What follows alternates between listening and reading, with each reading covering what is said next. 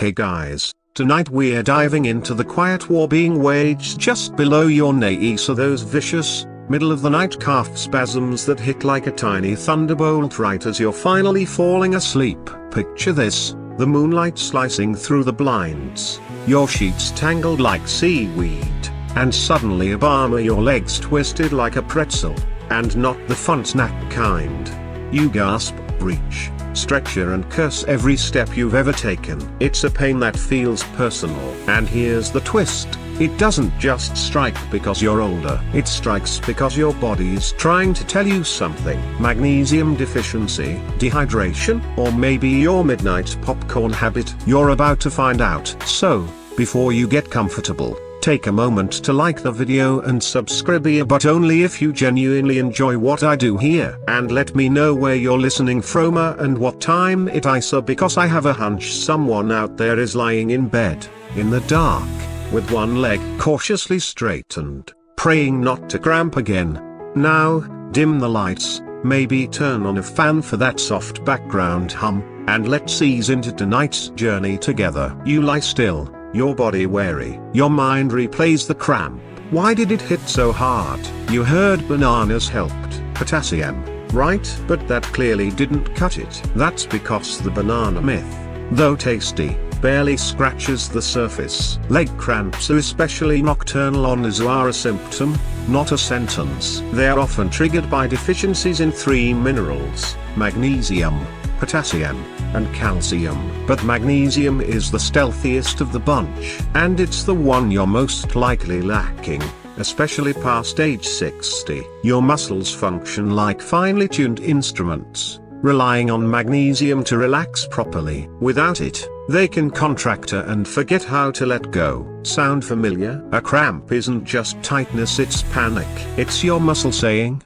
I can't breathe down here. Now, here's where it gets wild. Back in the 1800s, magnesium was a common household remedy. People drank Epsom salts to settle digestion, ease aches, and yes, fight cramps. Even earlier ancient Greeks soaked in mineral-rich baths after battle. They didn't have electrolyte tablets, but they knew their spasming thighs needed something salty. And yet, in the 21st century, we often miss the signs. You might be sipping your 8th glass of water today, and still wake up yowling. Why? Because magnesium is absorbed slowly and flushed quickly. Aging kidneys, common meds, like diuretics, and low-mag diets. That's a recipe for tension, not tranquility. Historians still argue whether ancient societies truly understood mineral deficiencies. Some claim they treated symptoms without knowing the cause. Others believe they had a deeper, intuitive grasp of the body than we give them credit for. Either way, they feared muscle spasms just like you do. And bananas?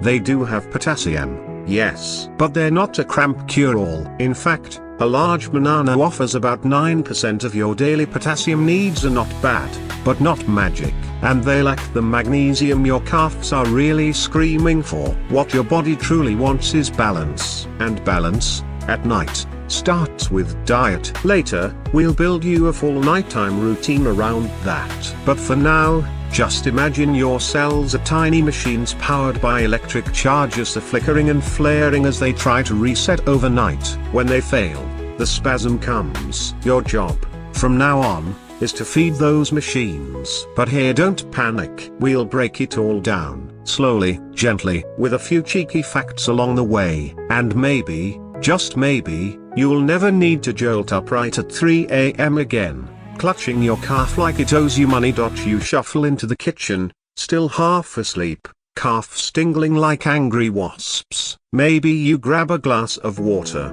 maybe you sit on the edge of the bed and rub your leg, muttering a few colorful phrases under your breath. But the truth is, your muscles don't need sympathy. They need fuel. And not just any fuel. They need ATP. That's adenosine triphosphate for the biochem nerds among you, but you can just call it the juice. It's the molecular battery that powers every twitch, flex, and dance move you've ever made, even that questionable YMCA routine at your niece's wedding. Your body makes ATP constantly, But here's the kicker, it can only do so if you give it the right ingredients. One of the most underrated, magnesium. Again, this isn't a magnesium fan club, it's just the reality of biology. Magnesium is required to activate ATP. Without it, your muscles are like a phone with 2% battery and no charger in sight. Now here's a bizarre historical twist. During World War II, military rations included magnesium-rich cocoa and nuts, not just for flavor, but to prevent muscle fatigue during long marches. Soldiers were literal test subjects for dietary stamina, and command officers took notice. Lots of them. Chocolate bar equals less cramping isn't a bad morale booster. And this is where it gets especially frustrating for aging bodies. See, as you get older, your digestion slows. Nutrient absorption becomes patchy. That spinach salad you felt proud of, your younger self might have absorbed 40% of its magnesium. Now, maybe it's half that or less. It's not your fault. It's just the gut getting lazy. Historians still argue whether ancient healers knew how crucial the gut was to strength. Some point to early Ayurvedic practices that link digestion with muscle vitality. Others say it's just retrospective guessing. But the idea has roots, and now, science is catching up. You start to realize, it's not just about what you eat, it's what your body can actually use. That's why someone who eats clean can still get those midnight spasms, because fuel without absorption is like pouring soup into a colander. Not very helpful. So what should you do? Start by supporting ATP production. That means eating magnesium-rich foods like pumpkin seeds, almonds, and black beans. Getting enough B vitamins, especially B1, B2, and B6. Ensuring you're not running low on CoQ10, a compound your body makes less of with age. And don't worry, we'll build all of that into your bedtime snack plan soon. But for now, just picture your muscles trying to light up like a city at night. If they're starved of energy, the lights flicker, then blackout, then cramp. Here's a quirky fact. Researchers once measured ATP output in frogs' legs, a broken bar after they were removed. Yup, muscles, under the right chemical conditions, can still twitch after death. It's not exactly dinner conversation, but it shows how crucial that spark of energy is, alive or not. So when your legs twitch at 2 a.m., it's not just getting older. It's your cells sending a desperate memo, low power mode activated. Now imagine this, you eat a magnesium-loaded dinner, sip a sleepy time tea with a splash of tart cherry juice, and lie down knowing your muscles are pre-fueled. No panic, no twitching, just a broken bar stillness. You'll get there. But for now, go peek in your pantry, because the journey to walking pain-free tomorrow night, it starts with what you're digesting tonight. You settle back under the covers, a little more informed, maybe even a bit smug about the pumpkin seeds you plan to add to tomorrow's shopping list. But let's zoom out to beta, because leg cramps, they've been haunting humanity long before recliners, magnesium tablets, or yoga apps promised a cure. In ancient Rome, leg spasms were considered signs of spiritual imbalance, bad humors, or angry gods. Seriously. And while today we know it's more about electrolytes than divine retribution, the solutions they came up with, surprisingly clever. One of the stranger remedies involved drinking a mix of vinegar and water. Roman soldiers, tough as leather, would down this sour brew, not for the taste, but to stave off dehydration and keep their legs from locking up during long marches. Historians still argue whether this concoction, called posca, actually worked or just made them too distracted by the taste to care. But modern science hints they might have been onto something. Vinegar, especially apple cider vinegar, contains trace minerals, helps with glucose control, and may aid digestion, which, as you now know, is key to muscle function. Plus, a shot of vinegar can trigger saliva and stomach acid production, kickstarting absorption. You may not need to swig a Roman soldier's brew, but don't be so quick to dismiss the old ways. Meanwhile, ancient Egyptians had their own twist. They mixed vinegar with honey and herbs as a muscle tonic, often prescribed by temple physicians who doubled as astrologers. Quirky, absolutely. But remember, they were also the ones who pioneered early surgical tools and understood circulation centuries before Europeans did. Maybe the honey vinegar blend wasn't just superstition. So what's the connection to your aging legs? Simple, your body's been wired the same way for millennia. Whether you're marching across Gaul or just walking your dog at sunset, your muscles thrive on balancia of fluids, salts, and timing. And when they don't get it, the leg locks, and you're back in ancient agony. This brings us to another little known fact. Leg cramps weren't just for warriors. Medieval monks often complained of muscle pain in handwritten journals, especially those who fasted frequently or ate restricted diets. One monk in the 12th century wrote that his calves writhed like snakes beneath the skin after a week of boiled turnips and silence. Poetry? Sure. But it sounds a lot like your Tuesday night, doesn't it? So why does this matter? Because we've always had this problem and we've always tried to solve it with what we eat. Today's difference is that we've got science to back up the instinct. We now know that acidic foods like vinegar can enhance mineral absorption, that fermented foods, popular in every ancient culture, support gut health, which affects nerve signaling, and that history has funny ways of looping back.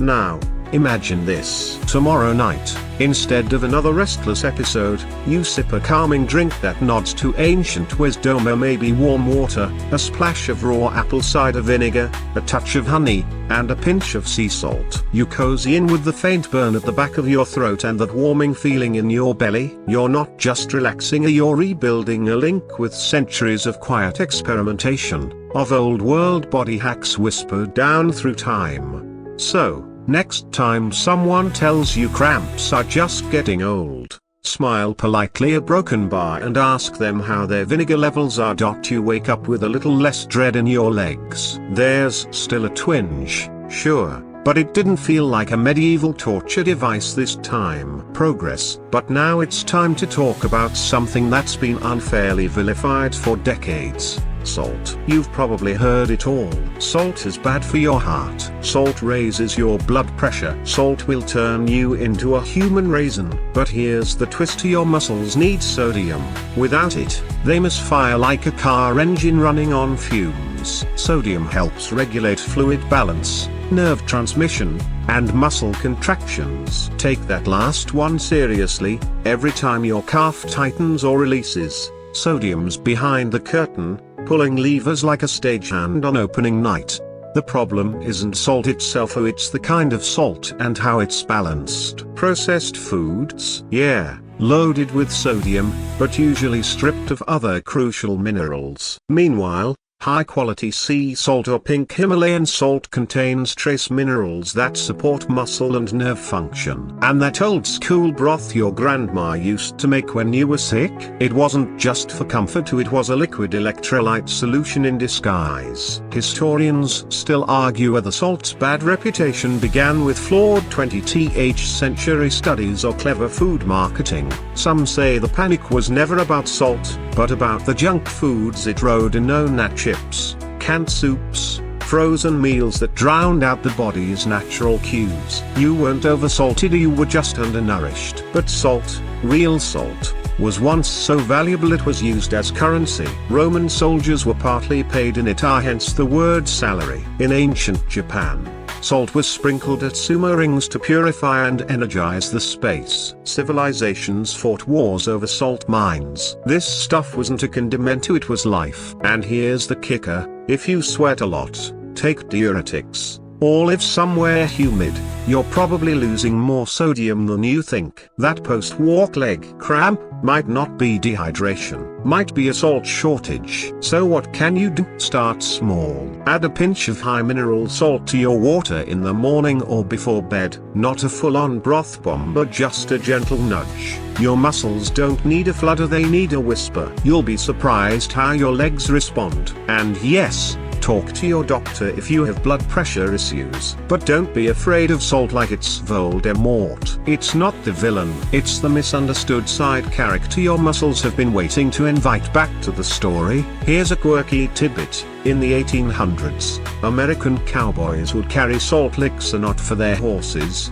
but for themselves. On long cattle drives, they chip off little pieces and suck on them like cough drops. A salty cowboy might not be glamorous, but he probably didn't wake up with screaming legs. So tonight, as you wind down, think about how you've been taught to fear salt. Then remember your muscles whispering for help are quiet, electric signals pleading for a mineral that's been with us since the sea. You don't need to go full cowboy. Just consider your nightly cup of tea with a pinch of sea salt, a broken bar, and maybe a toast to the monks, soldiers, and sumo wrestlers who learned the hard way. You're starting to feel a little smarter about your body and maybe even a little rebellious. Like the next time someone says, "Eat a banana," you'll smile and reply, "Only if it comes with magnesium and sodium, thanks." But let's not completely throw potassium under the bus. Potassium is essential. Your body uses it to conduct nerve signals, regulate muscle contractions, and balance fluids. In fact, every single heartbeat depends on a delicate dance between potassium and sodium, like a microscopic tango happening millions of times a day. It's romantic in a weird, cellular way. So yes, bananas are good, but they're just one slice of the potassium pie. Avocados, sweet potatoes, spinach, beans, they all pack more potassium per gram than that yellow fruit ever will. And here's something to chew on. A single medium sweet potato has nearly double the potassium of a banana. Who knew your dinner plate could be stronger than your smoothie? But of course there's a catch. Historians still argue whether ancient civilizations recognized potassium-rich foods as functional medicine or just stumbled into luck. Take the Incas, for example. They cultivated quinoa and potatoes in mineral-rich soils, unknowingly feeding their muscles with potassium, iron, and magnesium at once. Coincidence? Maybe. Genius? Probably. Today, the problem isn't that we don't get some potassium, it's that the average modern diet is flipped. Most people eat far too much sodium from processed junk and not nearly enough potassium from whole, mineral-rich foods. The ratio is off, and your legs are the ones paying the price here, sometimes at 3 a.m. But here's where it gets slightly spooky. Too much potassium, especially in supplement form, can be dangerous. It's a Goldilocks mineral. Too little and your legs twitch. Too much and your heart might join in. That's why doctors rarely hand out high-dose potassium pills like candy. They recommend getting it through food, where the body can self-regulate like the wise old wizard it is. So how do you sneak in more potassium without going full plant-based monk?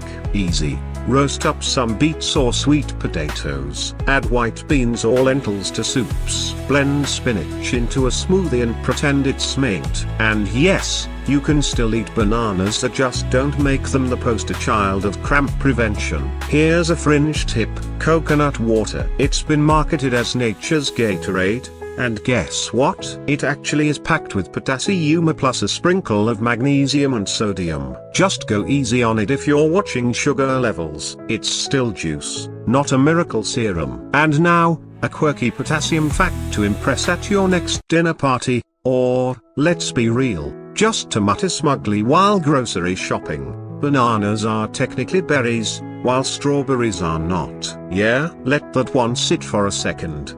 Biology is weird. But back to your legs. Imagine you've just finished a warm meal of baked salmon, a side of roasted beets, and a simple quinoa salad. Your belly's full, your muscles are humming with appreciation, and your calves, they're not plotting revenge. That's the power of potassium when done right. And if tonight's the night you swap that bag of chips for a potassium-rich bite, well, a broken bar your future self may just wake up cramp-free, quietly marveling at how good rebellion feels. You sit up in bed and stretch your legs. No cramp, just a slow, satisfying pull through the calves. That's new. That's a broken bar progress. But don't get too comfortable yet. There's another player in the cramp game we need to talk about: calcium. Yes, the bone guy. Calcium's reputation has been hijacked by skeleton memes and milk commercials. But this mineral is far more dynamic than most people give it credit for. While it's famous for strengthening your bones,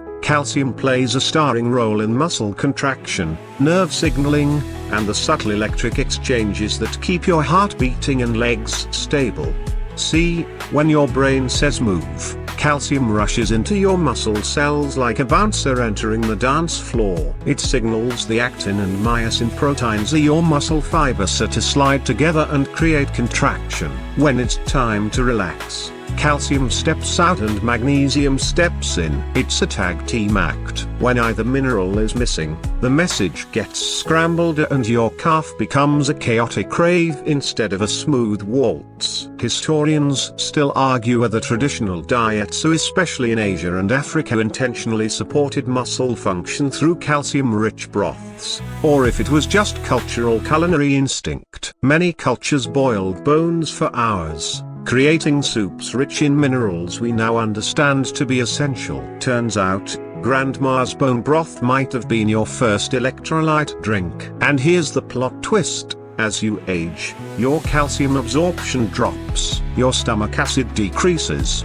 your kidneys get pickier, and if you're postmenopausal, your bones start pulling more calcium out of circulation. Add to that calcium-depleting habits like caffeine, alcohol, and certain medications, and a boomer, you've got a recipe for twitchy legs and nighttime regrets.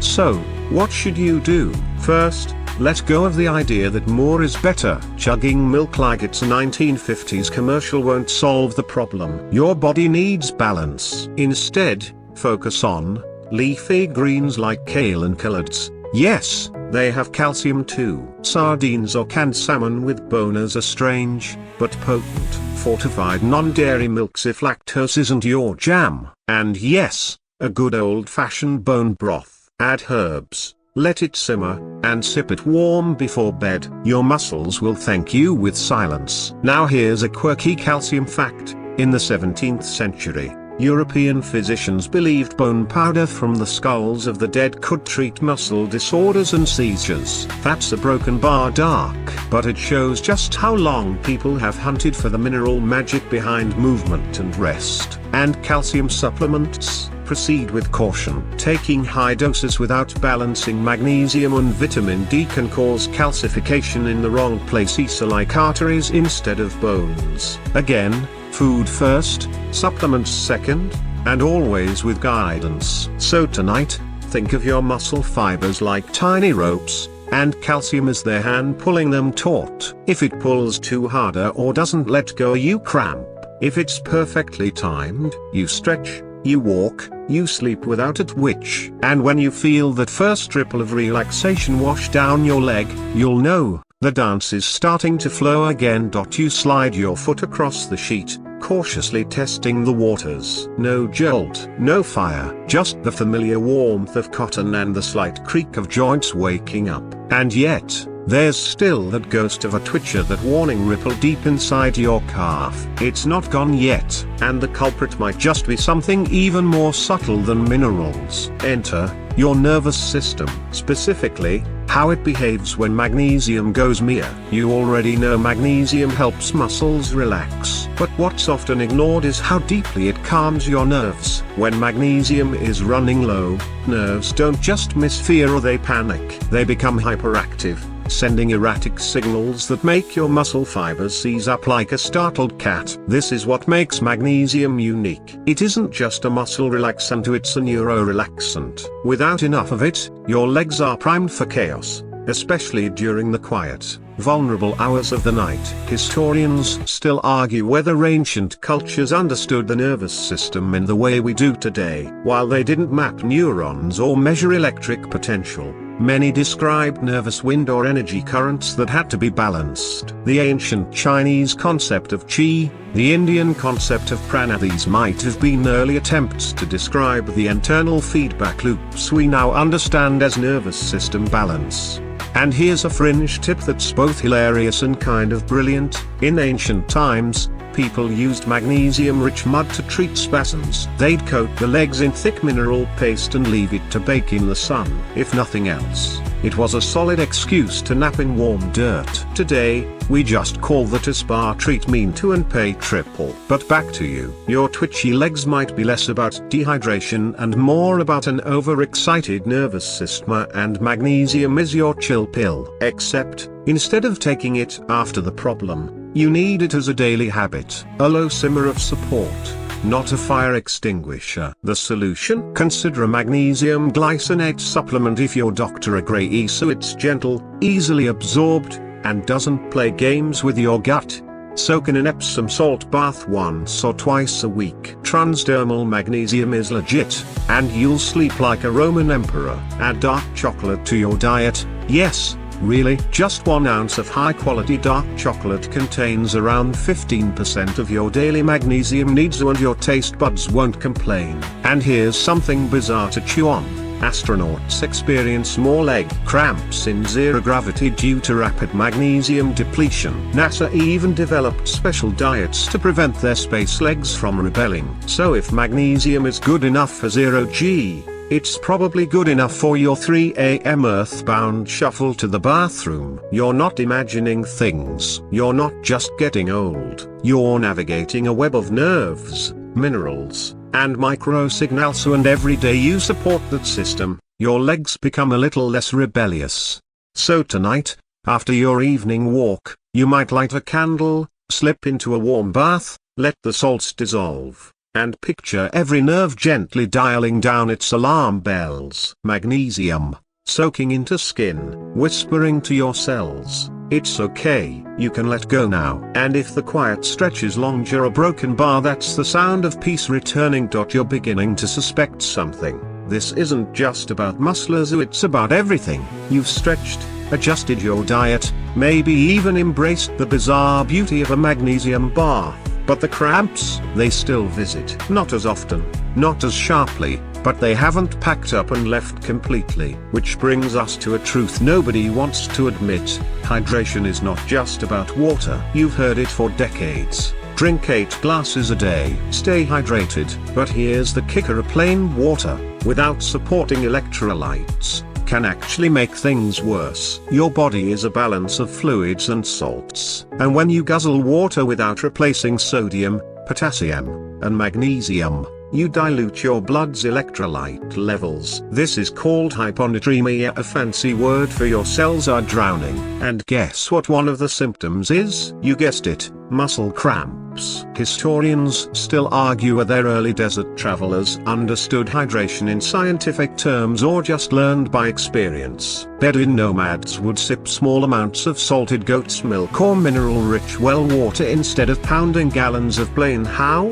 They didn't need electrolyte powder, so they had instinct and tradition. You, on the other hand, might be carrying a trendy reusable bottle and still waking up yelping. So how do you hydrate properly? Add a tiny pinch of sea salt to your water in the morning or before bed. Include mineral-rich foods during the day like leafy greens, nuts, and even watermelon. Sip, don't chug. Let your body absorb slowly instead of flushing everything out at once. And here's a quirky hydration hack.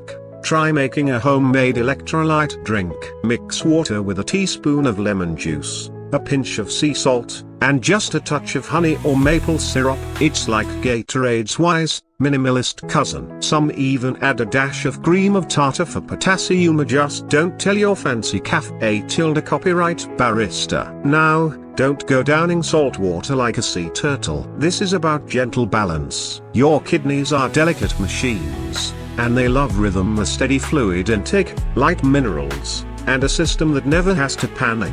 Let's not forget how aging changes the game. As you grow older, your thirst cues weaken. You might not feel thirsty until dehydration has already taken root. That's why planning hydration is more effective than waiting on your body to beg.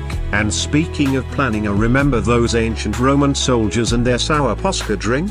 They were onto something again. Adding acid, like lemon or vinegar, helps you absorb minerals better. It kickstarts digestion and primes your gut to make the most of every drop. Which leads us to one last tip.